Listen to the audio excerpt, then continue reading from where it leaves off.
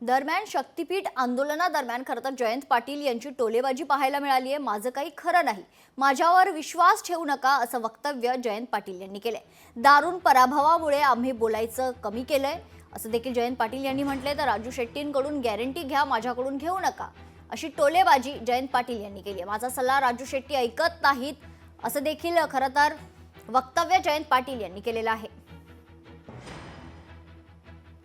आता काय आहे की आमचा एवढा दारुण पराभव झालेला आहे, आम्हालाच आता खात्री वाटायला लागली की आम्ही जे सांगतो त्याच्यावर लोक विश्वास ठेवत नाही। त्यामुळं आम्ही आता बोलायचं हळूहळू कमी झालो, कारण बोलून काय उपयोगच नाही। कितीही बोललं, केपी पाटलांनी किती भाषणं केली त्यांच्या विधानसभेला, काय फरक नाही पडत लोकांच्या।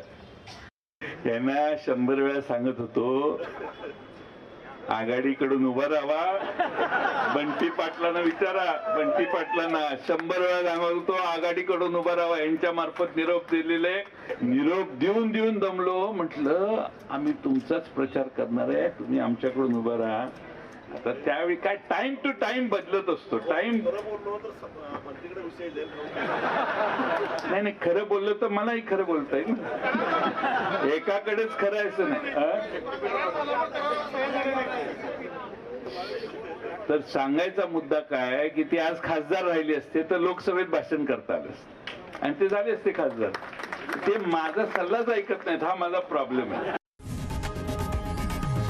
लोकशाही मराठी ऐका, पहा, जागरूक रहा।